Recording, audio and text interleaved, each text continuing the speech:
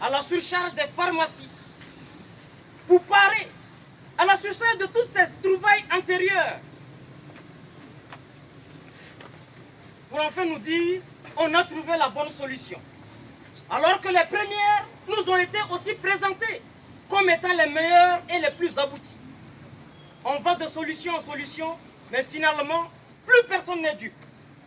Même le malade du palu est fondamentalement conscient qu'il est une opportunité pour alimenter les firmes pharmaceutiques. Il ne doit se tromper sur le projet que tout médicament qu'il paye a pour mission définitive de le guérir. Derrière les prétentions de le guérir, il y a les intentions justes de se faire plus d'argent, de s'assurer plus de berlines, de s'assurer plus de V8. Malheureusement, tout cet harcèlement qui vise à dégrader l'humain est soutenu par des hommes et des femmes, non les moindres, les plus avertis et les plus conscients que nous-mêmes ici arrêtés, que ce n'est ni des moustiques nouvellement constitués qui vaincront les anciens moustiques, qui d'ailleurs ont leur rôle dans le cosmos. Ils sont plus avertis qu'eux, ils n'attendent pas de nouveaux moustiques pour combattre leur palu, mais ils ont les remèdes adaptés à la guérison des palus auxquels ils seront confrontés. Mais à nous autres les faibles, nous sommes devenus fruits à tout. Il faut abuser de notre pauvreté, abuser de notre faiblesse naturelle et structurelle, créée ainsi parce que nous sommes devenus une surcharge pour l'humanité. Il faut effacer les pauvres, il faut effacer les faibles, pour enrichir ceux que nous décrivons tantôt comme étant les plus avertis.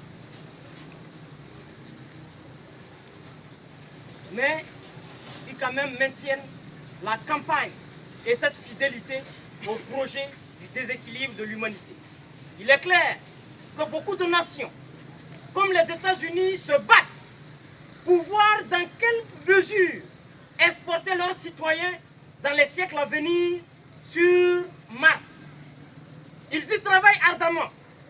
Des projets d'expérimentation volontaires sont soumis à leurs citoyens pour faire les premiers tests de la possibilité de vivre sur Mars, non pas par désir de tourisme, mais parce qu'ils sont conscients de ce qu'ils posent comme acte au quotidien pour rendre la Terre invivable. Mais vous et moi n'avons ni la possibilité de rejoindre les États-Unis, ni encore moins la possibilité d'aller en Orient ou en Europe, mais nous n'aurons jamais la possibilité, ce loisir, d'aller sur Mars, parce que ça a des incidences financières et technologiques. Et donc, si les autres ont choisi d'aller vivre sur Mars, nous leur demandons de permettre à ceux qui n'en ont pas la possibilité de vivre sur Terre et de rejoindre les cieux après. Déjà pour nous. Aujourd'hui, la science, dans son évolution régressive, a trouvé un remède hautement scientifique. Hein? Monsieur Soros, Monsanto, destructeurs de l'environnement, sont devenus des médecins. Franchement, c'est la meilleure arnaque qui soit. Mais finalement, ce n'est pas leur faute. C'est la quantité d'hommes et de femmes qui refusent de réfléchir au quotidien, qui se diluent dans l'alcool, qui se diluent dans les mœurs dégradants, qui refusent le devoir de réfléchir et de se constituer en obstacle, mais qui assistent leur propre mort et la revendiquent même souvent. Et tu trouves des gens qui disent « ouais mais non, c'est une avancée technologique ». Est-ce que vous n'êtes pas contre la science? Et ce n'est pas des critiques de moins. Vous avez des juristes, des chercheurs dont les recherches n'ont rien trouvé que la promotion des suicides, la promotion des pesticides.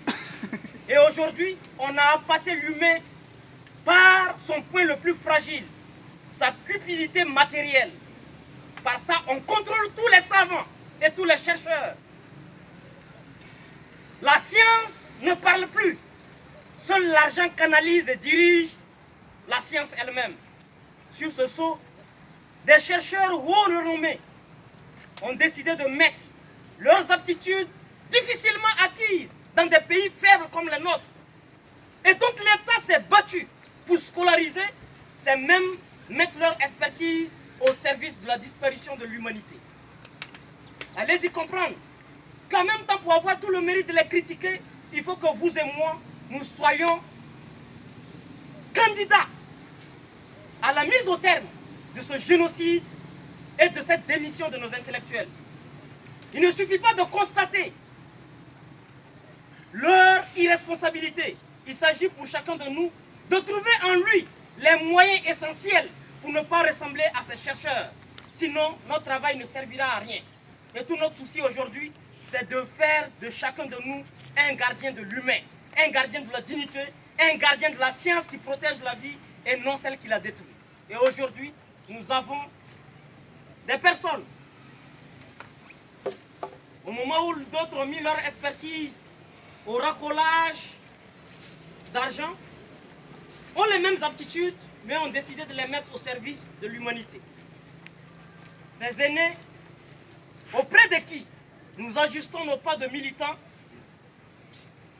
malgré leur âge, malgré la pression sociale, malgré les devoirs et les défis qui sont les leurs, ont dit et ont décidé de ne plus se consacrer à leur petite vie uniquement, mais de se soucier aussi de nos vies à tous. Car une vie individuelle accomplie n'a de sens dans un lot ou un magma de misérables.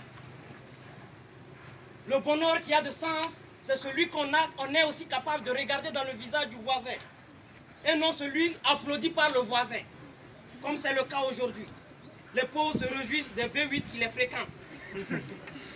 Ils se réjouissent d'avoir un seul intellectuel dans tout le village. Et tout le monde le regarde et lui aussi il est heureux. Bref, eux ils ont choisi le camp de la cause juste. Et ses grands frères et grandes sœurs sont là aujourd'hui pour échanger avec nous sur le nouveau crime commercial en cours. Il s'agit des moustiques génétiquement modifiés. Nous avons le grand frère Ali Top-Soba de Guama, que nous avons connu en 2013. On ne l'a pas croisé assis dans un kiosque de l'Onabé, parce que c'est le sport favori de tous les illettrés ou de tous les intellectuels qui ont plus ou moins raté un certain virage de leur vie.